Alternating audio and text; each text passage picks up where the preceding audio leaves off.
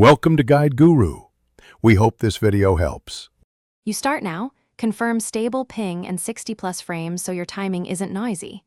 Equip the top damage glove and a speed perk to shorten hits. Move to the tower base left flank because the hit angles become predictable. This reduces corrections.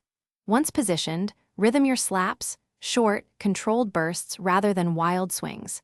Make sure to warm up with 2 practice towers to lock the cadence. This first sequence builds the precise timing you need to push toward gold hand. Now focus on execution. Adopt a 3-hit combo, 2 quick taps then a charged follow-through because it balances speed and damage. Once done, monitor recoil recovery. Make micro adjustments to aim rather than large swings so you stay on target. Keep your pauses short, roughly 3 to 5/10 of a second between burst cycles to let stamina and accuracy recover. Make sure to read tower feedback, visual and audio, and adapt your timing for the specific tower speed in that run. To finish, time a heavy, focused hit as the tower reaches critical HP. This secures gold hand by maximizing final damage.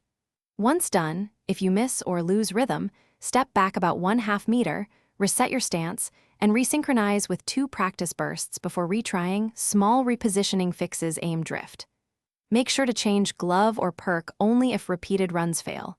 Otherwise, keep practicing the same pattern across different tower speeds until gold becomes consistent. Thanks for watching. Consider subscribing if we helped you today.